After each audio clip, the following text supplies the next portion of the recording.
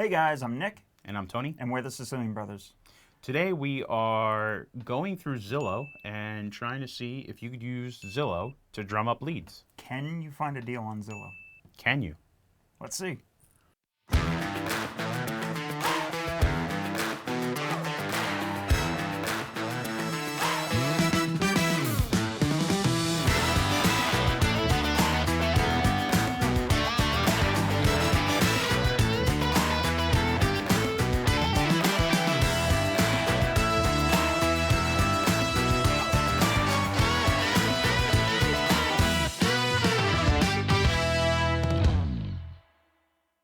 All right, so we're on Zillow.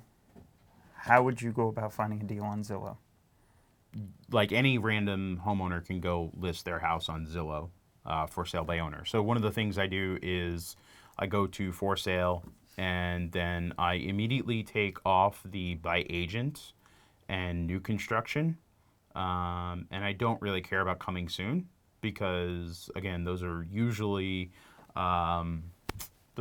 ones that are listed with an agent and they have the coming soon tag. So it's, hey, they're going to hit the market in the next 3 days or something like that. Typically not investment properties. But they're not investment properties. They're not going to be discounted, most likely, right? Like everything that goes in this market, everything that hits the MLS is usually a retail deal, right? It's not investor pricing. So I don't think you're going to get it at a discount. Well, we always say that by the time it gets that far, by the time it gets to the market, it's usually it's not a deal any longer, potentially, because it should have gotten picked up already. Yeah, ideally, right? It would Yeah. have. So here we are. We typed in Dallas. We went to the for sale category because we're trying to buy.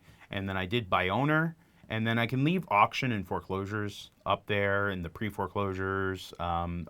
Leave that listed just so that you get whatever flags are in the county data records is what's populating here. So leave those so that maybe you can stumble across something. So, and then you just start to either look at the map and say, hey, I like this area, I don't like this area.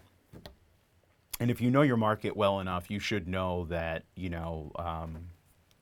hey, this little pocket, there's a house that's listed for right here, 80,000. Well, this pocket, I know this zip code.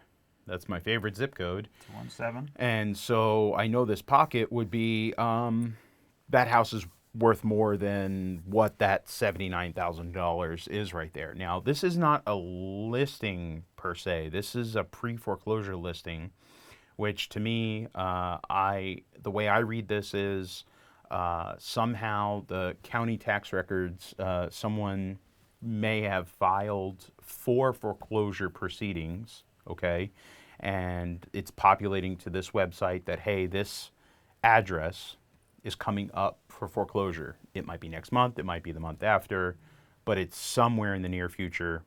It's flagged in the property tax records, right? So I would take this address and then I would use whatever. For me, I would go into MLS and comp it out and say, hey, is this a deal? And then if it is a deal, then I start to track it down, right? So this is something I would flag. I would hit save and save it to my list or share it to our VA who would then scrub it, skip trace it, maybe start marketing to it. So that was my next step, right? So if you saved it and you liked it, you would then have to go start skip tracing it using your resources to actually track down. Are you now right here? Who are you trying to find? The homeowner. The homeowner, right? Yep. Whoever owns it, if they're out of state, like if they're a non-owner occupied, so in other words, it's an investment property. Maybe they have a tenant in there. You don't know the situation, right? So I start diving into that. So I go to tax records and I start to see who I need to hunt down.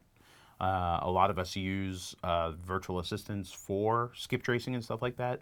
So I'd add this to my list to be skip traced. I'd add it to my immediate mail list to specifically market to this type of seller, right? So it's a potential deal.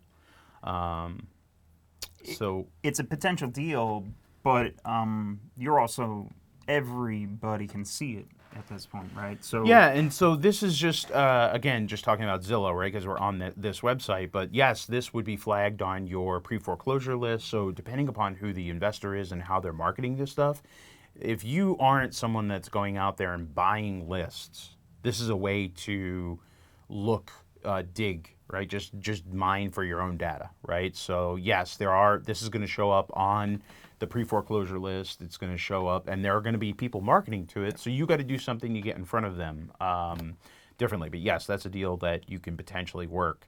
So then I go to some other things that are, to me, like I go for. There are some people that believe they can put their house on the market themselves for sale by owner and sell it. So I sometimes will go back to this, and I will only do for sale by owner.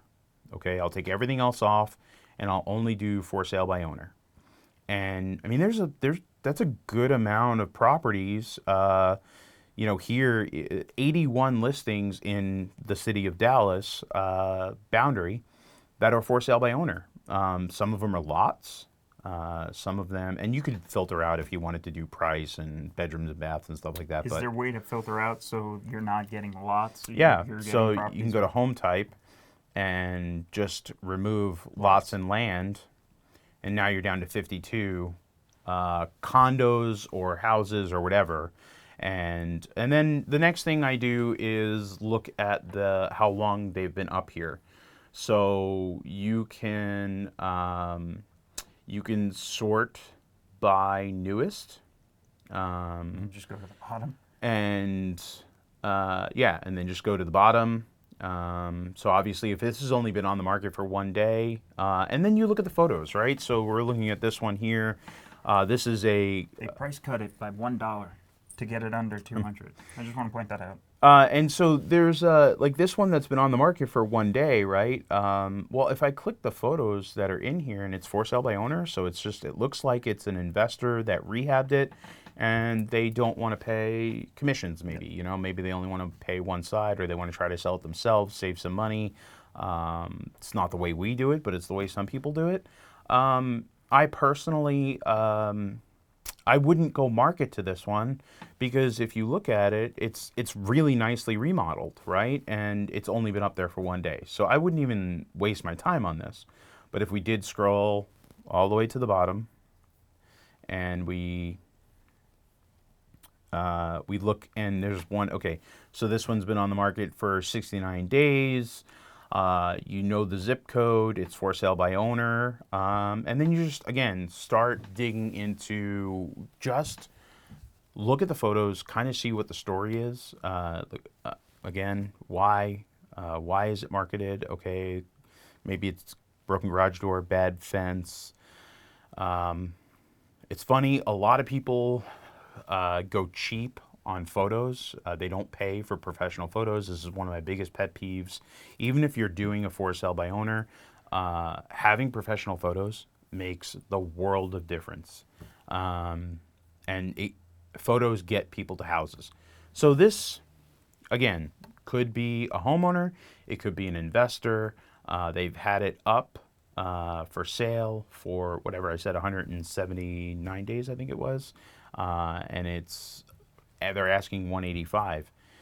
Now, I would take this and I would market to it. But then I would also investigate a little bit further from here and say, hey, why? How long have they owned it? Sometimes you can tell how much they put a mortgage on it for, not necessarily what they paid for it, but what they at least borrowed on it, right? To see if they have equity. Maybe they are a desperate, if they're in hard money for 180 days, that they're accruing cost. It's been on the market for 180 days. Well, in this market, almost nothing should be sitting for 180 days in today's climate. We have less than 1 month supply, so that means most houses are selling in under a month. Okay, so why is this one sitting there for 3 months? Dig into it and see if there's a way that you could help them. Maybe this is a type of investor that is upside down or just doesn't know how to sell it. And they don't want to call a realtor. Maybe you can get creative with them. Maybe you can buy it from them owner financed, right? So things to look at as far as, yes, I would take this and I would save it and I'd send it to the VA and then I would start digging into the data behind the sale. A couple of my tips and tricks. Go to the oldest and then look at the condition. You will, if you analyze the photos, you will see deficiencies. Bad windows, bad roof, bad photos, no appliances, trim. Flooring, trim, things like that. Look for the deficiencies and then go try to solve that person's problem.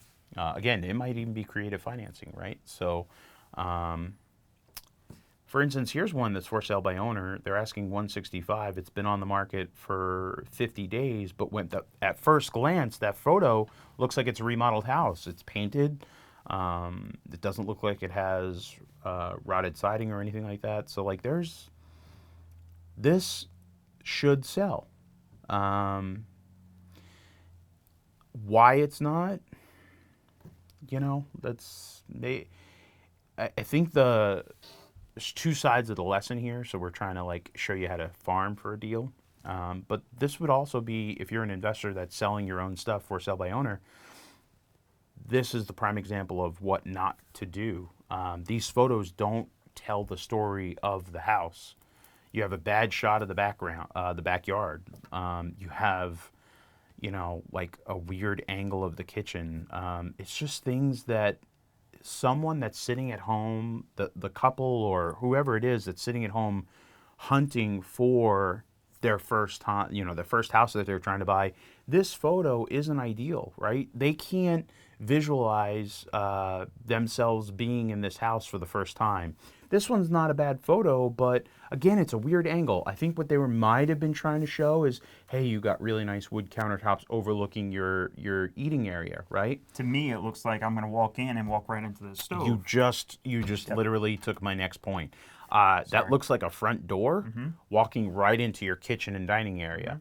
Well, this house is obviously someone who either didn't know how to rehab, didn't estimate kind of like the right way to rehab and move walls and stuff like that. So while it's a nice house, it also, go back to that photo, the shot of the backyard is, it looks like, you have like almost like a commercial building to the side. Yeah, why would you put that as the photo of the backyard? Yeah. Why not go over to the other corner and take a photo of the nice green grass and not the metal wall, You never want to showcase the neighbor's property. You always want to showcase yours. So here's a pro tip.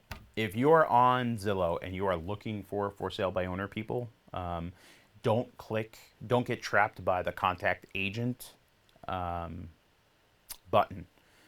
Go and look in the listing details. It says listed by, and it will list the property owner's telephone number. So if you want to get to that property owner on Zillow, scroll and look for the listed by and call the property owner directly. If you hit the contact agent button, it's just going to farm it out to someone that's paying Zillow for that lead. Thanks for watching, guys. Hope you liked. Subscribe, comment below. Like, share. All the fun stuff. Thanks for watching, guys.